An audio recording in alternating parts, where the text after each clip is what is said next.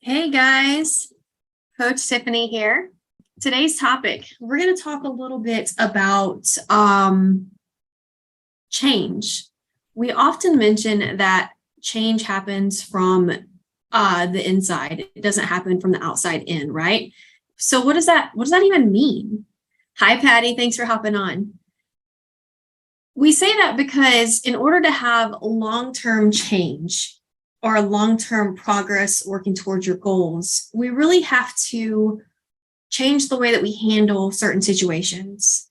If you've ever been someone who struggled with eating whenever you're stressed, tired, feeling overwhelmed, maybe you're a social eater, social drinker, those are all things that can backfire on you. So we want you to learn how to handle those situations and how to navigate those situations because it can be scary and change can be scary and change can be very difficult as well.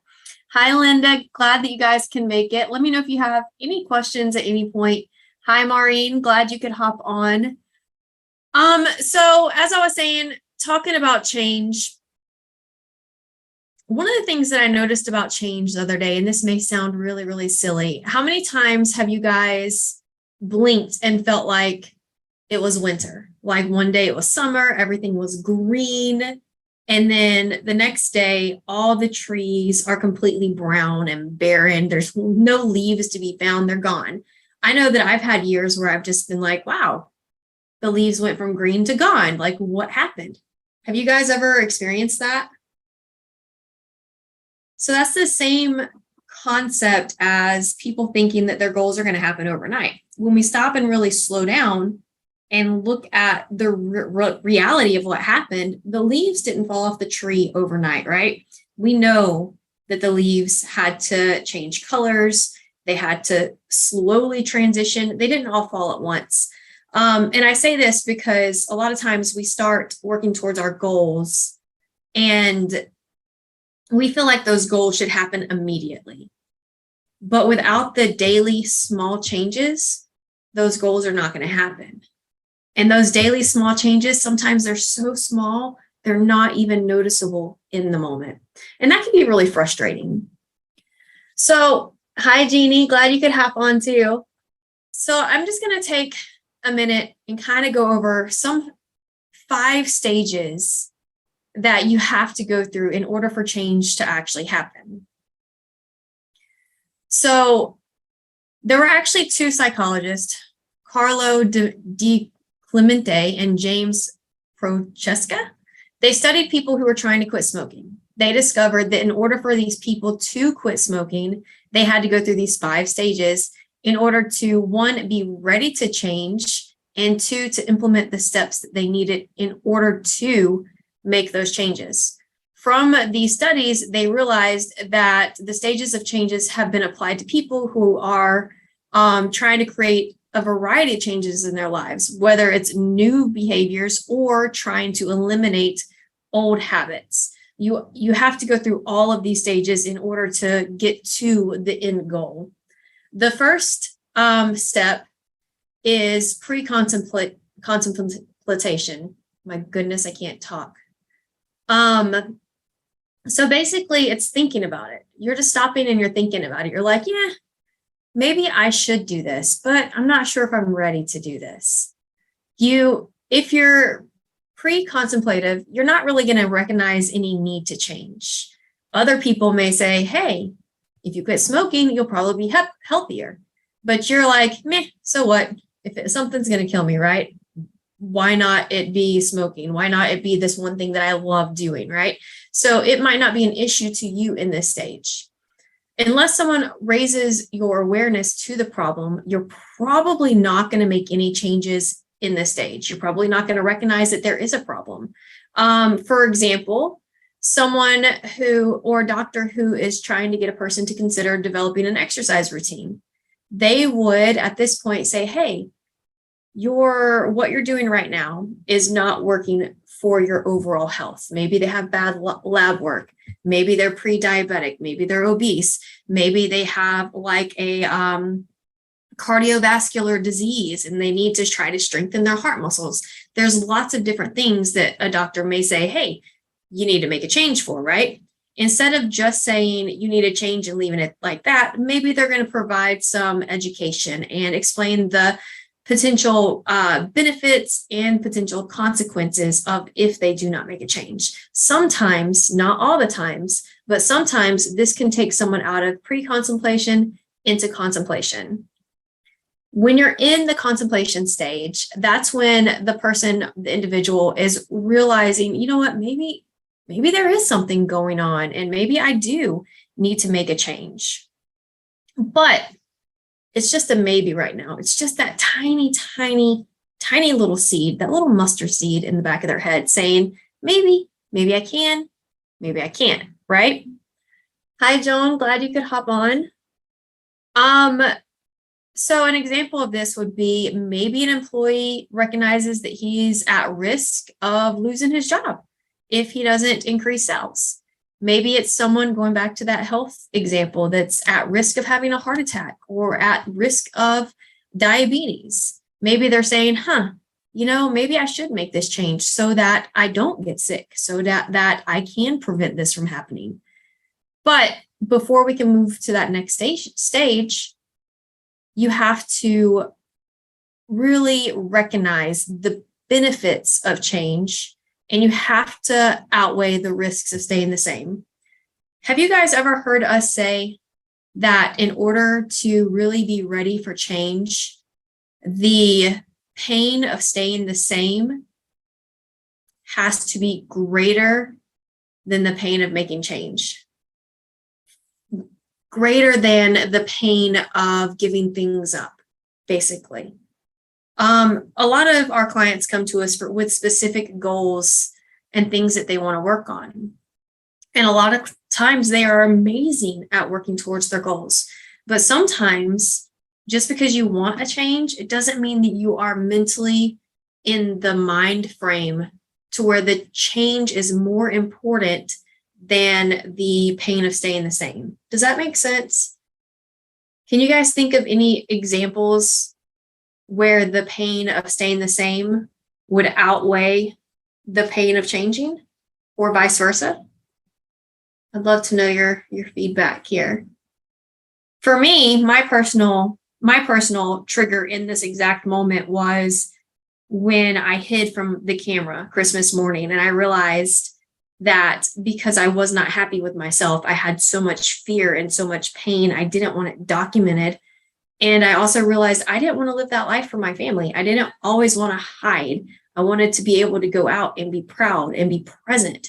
And even though I love food, and I still love food, the pain of staying in the position and the feeling and that emotional connection that I had to that moment outweighed the pain of giving up the foods that I love, the things that I thought that I had to have all the time. It gave up the Netflix marathons and the Sonic shakes. So many Sonic shakes, but I digress.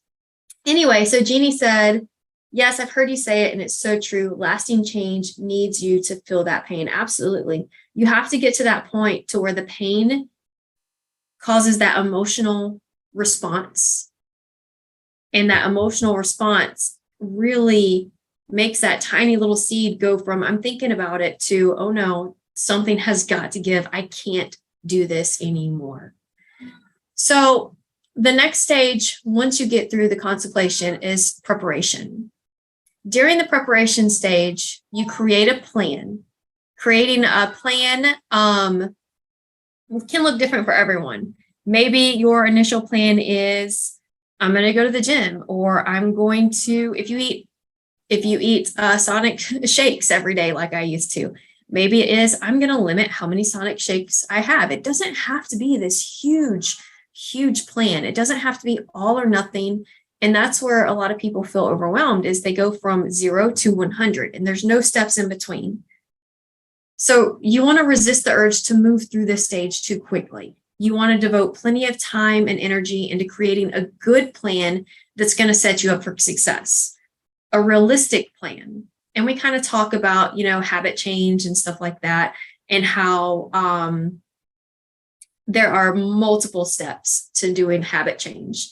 And a great book, if you are interested in reading more about habit change, is Atomic Habits by James Clear. I do suggest you check that out. It's a fantastic read, but it really helps break down how to make a change more realistic and attainable and not so overwhelming. But anyway, so you want to create a plan that's going to address the problem during the preparation stage. Again, maybe it's, I will start tracking my calories. And then maybe it's, okay, now that I've got a handle of tracking my calories, I'm going to move on to tracking my macros. Okay, well, now that I know how to track my macros, maybe I'll go into a slight deficit. There's different stages for everything that you're doing here. Again, change does not have to happen all at once. The next step is action. The steps created during the preparation stage, so that plan, you are now putting that into place during the action stage. This is where your behavioral change is going to start actually beginning. But this is where, for example, a person who's committed to losing weight, they're going to begin tracking their food intake. Maybe it's a food diary. Maybe it's just being more mindful and listening to natural hunger cues. Maybe it's adding in exercises, whatever works for you. And then after you apply the action, and the action stage can take quite a while, then you get to go into maintenance. The thing is that maintenance takes a while to get to. And maintenance is not, a lot of people think of maintenance and they think that it's going to be this level playing field, right? Really easy to stay there. But it's not. Going back to those habits, going back to your plan, going back to your actions and reviewing these and continuing to apply them and build upon them while you're in the maintenance phase is key. Because what happens if we get away from our plan? If you drop your plan completely and you do a 360 or a 180 and you turn around and you do the exact opposite from all the hard work that you've done, what's going to happen? Chances are you're going to go right back to where you started. But if you monitor your progress and then you also plan ahead for possible problems and pitfalls while you're in maintenance, then you're going to be able to stay in that maintenance area. And maintenance is like this for everyone. It's not just weight loss. There's everything in life have these different stages. Every single goal that you've ever had, maybe it's a new job.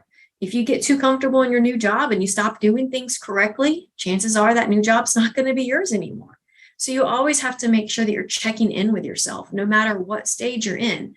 What am I doing well? What have I allowed to slip? How can I continue to grow in my role, to grow into my goals, to challenge myself, and to continue moving forward? Change is one of those things where it's not a one-time step. A lot of people are like, okay, I made the change. I developed the habits. I got to my goal. Now I'm done. Hard break. Wouldn't that be nice if that was the case? Has anybody ever thought that, once you get to maintenance, you can kind of just sit there and it'll be fine? There's a lot of fear, especially in the dieting world, when maintenance does happen, because we have a lot of people who are afraid of regaining weight or of falling back on their habits. And that's where this checking in with yourself comes in. So sorry, guys. So here, hang on one second. I'm going to mute myself so I can ask her to stop doing that.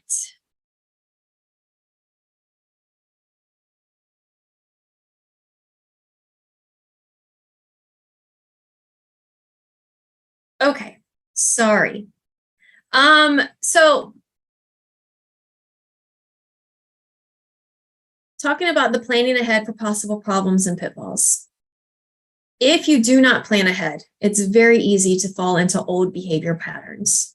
Whenever you think about the brain and you think about how long we've had these specific habits, think about walking through a forest. When you're walking through a forest or you're hiking or something, you usually have a set trail that you follow, right? That trail is usually very, very well maintained. Well, what happens if we're trying to go somewhere else? We're trying to change that trail to align with something else. We kind of have to forge our own path, right? It's not very easy. It's a lot of work. It's a lot of consistency. It's a lot of probably getting out there with an axe or a machete and clearing out the brush. But if you don't continue to maintain that trail and you go back to the original pathway, it's going to very, very quickly overgrow. And that's how the neural pathways in our brain works. You're basically rerouting your brain wiring to respond to different cues in different ways whenever you are making changes. And if we don't continue to practice those, and if we allow them to slip, it's very easy to fall back into old patterns. Now, the thing about change too is, again, you have to be ready for it. Don't assume that other people are ready for behavioral change right away. If you think that someone around you is ready for behavioral change, you can ask them, have that conversation with them. But don't just try to force someone into changing when they are not ready. Sometimes it's a lot better to say, hey, when you are ready, I'm here for you, than say, hey, no, you suck at this. Don't do this. We want to make sure that we are kind and compassionate and understanding that, you know what, just because someone wants change, it doesn't mean that they're ready for change. So basically, the steps that we talk about for the stages of changes, again, to make sure that someone is ready to create behavior change are pre-contemplation, just as a review here. And that's when they're not even really thinking about change yet. Contemplation is where the awareness has been brought to the attention and they're thinking, hey, maybe change could be good. Preparation is when they have decided, yes, I am doing this, and they start preparing for dieting. Maybe it's, making a food plan as well. That's something else that could go in the preparation. Action is applying everything that they decided, and maintenance is trying to continue along the same action plan and preparation plan, continuing to follow that plan, giving yourself those limits that you want to stay within is going to be really helpful for maintenance as well. So I know that this was probably a little awkward and hard to watch with me today. It's a lot easier to do these Facebook Lives whenever Adele is on here because we can kind of talk back and forth. If you guys have any questions about change, please let me know. I think that the biggest takeaway from this is that change really does have to happen from the inside out. And if you're not truly ready for change, no one can force you to change. Not the best coach in the world, not the best doctor in the world, not someone who you love tremendously or who loves you tremendously. At the end of the day, you have to be ready for that change. You have to be open to doing things differently. And the pain of not changing has to outweigh the discomfort of doing things a way that maybe you have never done it before. If you guys want more information on change or anything at all, check out our programs. We do try to dive pretty deep in behavioral, mindset, emotional, all kinds of different aspects in our coaching programs. You can check that out on adelefrizzell.com, and I can send that link in the comments here. And again, if you have any comments, just drop them in the comments and let me know. And thank you guys for your support. I appreciate it. I hope you guys have a fantastic day, and I will talk to you soon. Oh, and let me know if you guys have a topic that you want me to cover for next week. I would love your input. Bye, guys.